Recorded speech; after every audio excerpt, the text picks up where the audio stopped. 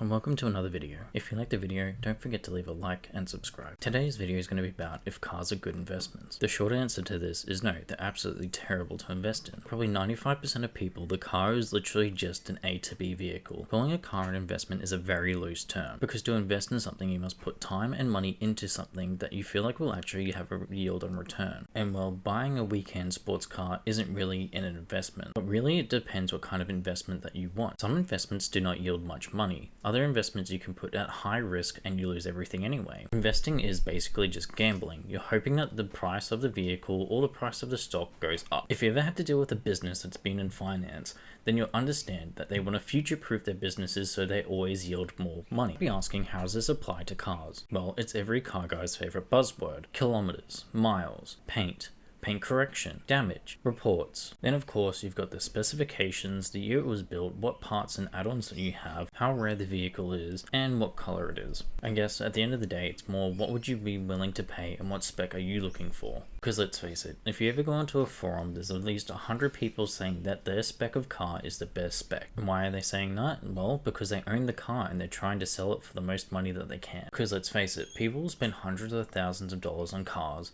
and then modify them and then expect to get the world for them because they've been modified. Doesn't mean everyone has the same taste, and it doesn't mean you're going to get your money back for doing that. But just because you have the car doesn't mean that you can actually afford to keep them running. Let's face it, owning a car is pay to win, because if you have the money to begin with, you can buy the cars that will appreciate more in value. Because let's face it, the ones that end up being multi-millions of dollars and you get more on your investment are the ones that you can't afford now. This doesn't mean that you shouldn't invest in cars. It just means that you have to be more cautious on what cars you want to look into investing in. But it also means that you have to invest in the infrastructure around the cars as well. Because not only do you need the money for the cars, you also need the money for the infrastructure to look after the cars as well. When people say you don't really make much money when you get into cars, they aren't lying. You're more likely to spend more money looking after the cars than you are to actually get on profit of having them. Because once you have the infrastructure of the car, you also need to be able to afford maintenance on them as well. Cars for an investment can be daunting. You can sit there and you can be like, well, I just thought it was just owning the vehicle, but it never is just that. Because the best investments you can do for cars are cars that will bring you happiness and fun. Because let's face it, the best investment for most of us would to be buying a family car. Or sometimes it's a car that you can use for business or trade. Every car has to be the latest and greatest next gen model. Sometimes buying a new car and investing in a car means you buy the faster, more fun,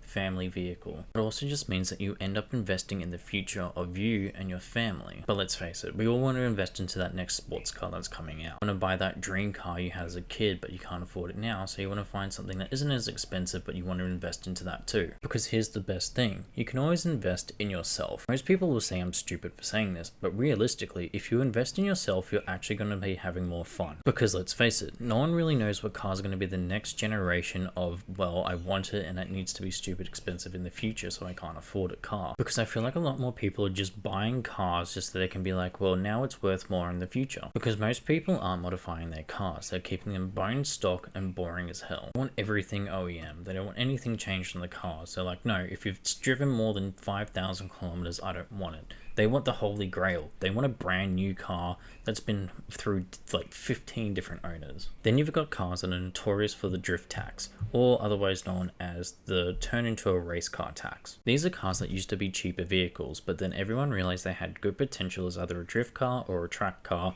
or a time attack, or whatever they wanted to do. It doesn't matter how terribly built it is, or if it looks like a piece of shit, or no one's attended it to it and it's been in a barn for 15 years, people still want the moon for it. But that's why you invest in the car and yourself, because you can also have an investment in the future of your own fun and well-being. Cars are made to be driven. If you want to invest in a car that you know will make money, then buy a $1 million car now and it will be worth $4 to $5 million in the future.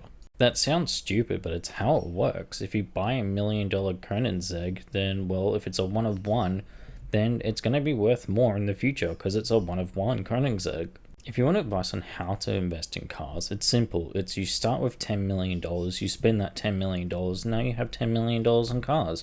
And maybe one day those cars will be worth $10 million or another $15 million.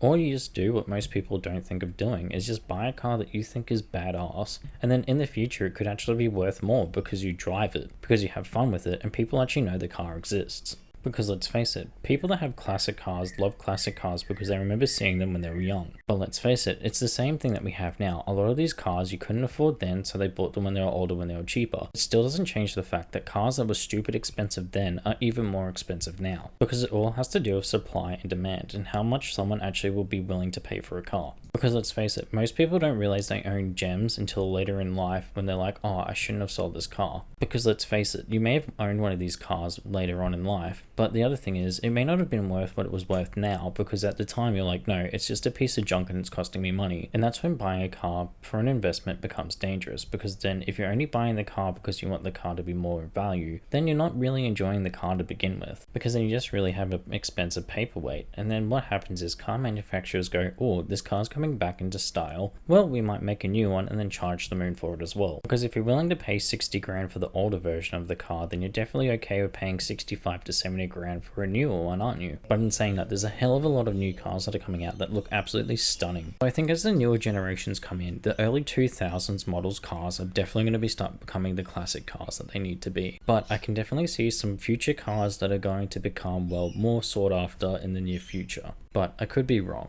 But thank you guys for watching. Don't forget to like and subscribe if you liked the video, and let me know in the comments below if you think I'm wrong.